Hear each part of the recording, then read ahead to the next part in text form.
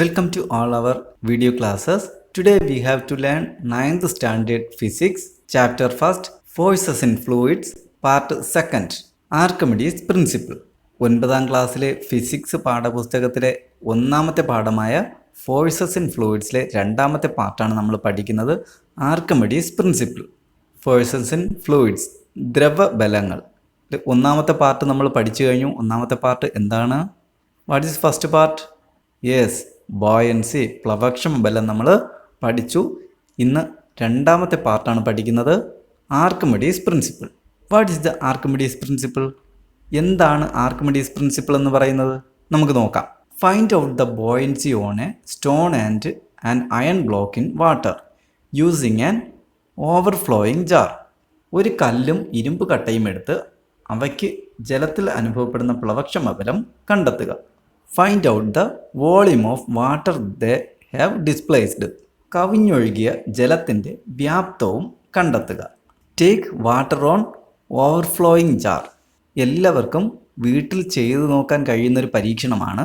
ഒരു പാത്രം എടുക്കുക, പാത്രത്തിനുള്ളിൽ ഒരു ഗ്ലാസ് വയ്ക്കുക, ഗ്ലാസ്സിൽ നിറയെ വെള്ളമെടുക്കുക. ഒരു വസ്തുവിനെ, ഒരു കല്ല് എന്ത് ചെയ്യുക, പതിയെ അതിനകത്തേക്ക് ഇടുക. അപ്പോൾ അതിൽ നിന്ന് പുറത്തേക്ക് കുറച്ച് ജലം വരുന്നു. ഈ ജലത്തിൻ്റെ വ്യാപ്തവും ഇതിനകത്തേക്ക് താഴ്ത്തിയ കല്ലിൻ്റെ വ്യാപ്തവും തുല്യമായിരിക്കും എന്നാണ് ആർക്കിമിഡീസ് പ്രിൻസിപ്പിൾ പറയുന്നത്. നാം ഒന്നാമത്തെ പാർട്ടിൽ പറഞ്ഞത് വസ്തുവിന് മുകളിലേക്ക് ദ്രവം പ്രയോഗിക്കുന്ന ബലത്തെയാണ് ബോയൻസി അഥവാ പ്ലവക്ഷമ ബലമെന്ന് പറയുന്നത്. Buoyancy, what is buoyancy? It's an upward force. ജലം മുകളിലേക്ക് നൽകുന്ന അപ്വേർഡ് ഫോഴ്സിനെയാണ്, മുകളിലേക്ക് നൽകുന്ന ബലത്തെയാണ് ബോയൻസി എന്ന് പറയുന്നത്. ഇവിടെ നമുക്ക് വളരെ എളുപ്പത്തിൽ മനസ്സിലാക്കുവാനായിട്ട് ഇവിടെ ഒരു വസ്തുവിൻ്റെ ഭാരം, weight of the object in air is 8 newton. ഈ വസ്തുവിൻ്റെ വായുവിലെ ഭാരം എന്ന് പറയുന്നത് 8 ന്യൂട്ടനാണ്. The weight of the object in air is 8 newton. വസ്തുവിൻ്റെ വായുവിലെ ഭാരം 8 ന്യൂട്ടൺ ആയിരുന്നു. The weight of an object in the water is 6 newton. ഈ ഓബ്ജക്റ്റിൻ്റെ, ഈ വസ്തുവിൻ്റെ വെള്ളത്തിനുള്ളിലെ ഭാരം എന്ന് പറയുന്നത് എത്രയാണ്? 6 ന്യൂട്ടൺ ആണ്. What is the buoyancy? What is the weight loss? That is 2 newton. ഈ 2 ന്യൂട്ടൺ എന്ന് പറയുന്നതാണ് ഓവർഫ്ലോ ആയി വന്ന വെള്ളത്തിൻ്റെ വ്യാപ്തം എന്ന് പറയുന്നത്. ഇതാണ് ആർക്കിമിഡീസ് പ്രിൻസിപ്പിൾ.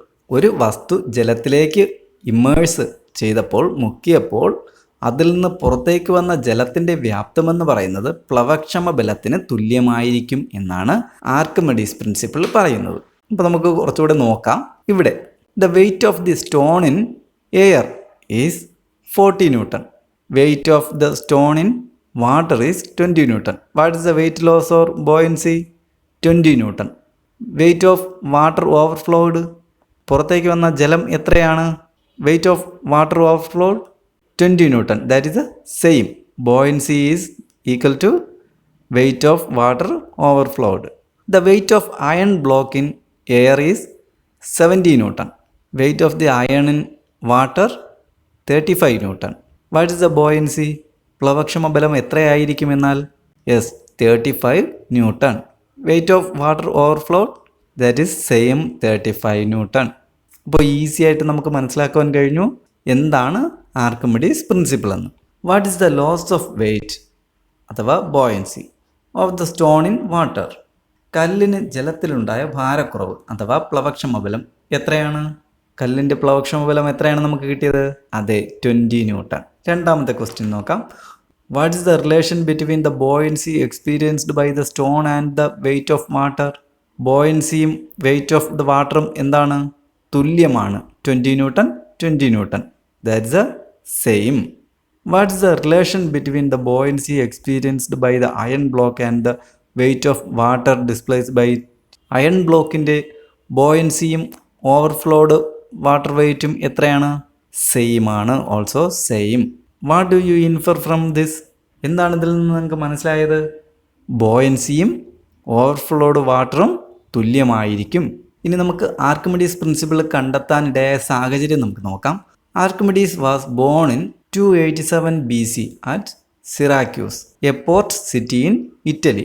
ഇറ്റലിയിലെ സിറാക്യൂസ് എന്ന് പറയുന്ന സ്ഥലത്തായിരുന്നു ആർക്കിമിഡീസ് ജനിച്ചത്. 287 ബി സിയിലായിരുന്നു ഇദ്ദേഹത്തിൻ്റെ ജനനം. He lived during the rule of Hiero second. Hiero രണ്ടാമൻ്റെ കാലത്തായിരുന്നു ഇദ്ദേഹം ജീവിച്ചിരുന്നത്.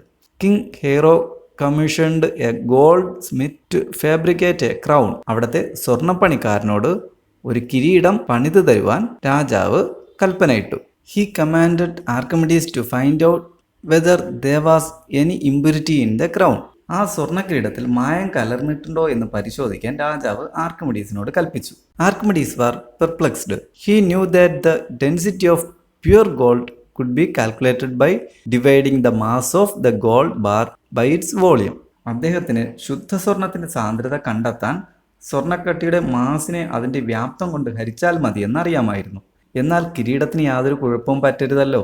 He confused. അദ്ദേഹം ആശയക്കുഴപ്പത്തിലായി. അങ്ങനെ ഇരിക്കുമ്പോഴാണ് ഒരു ദിവസം അദ്ദേഹം കുളിക്കാനായിട്ട് കുളത്തിലേക്ക് ഇറങ്ങുന്നത്. അപ്പോൾ അദ്ദേഹം ഇറങ്ങുന്നതിനനുസരിച്ച് വെള്ളം പുറത്തേക്ക് ഓവർഫ്ലോ വാട്ടർ പുറത്തേക്ക് വരാനായിട്ട് തുടങ്ങി.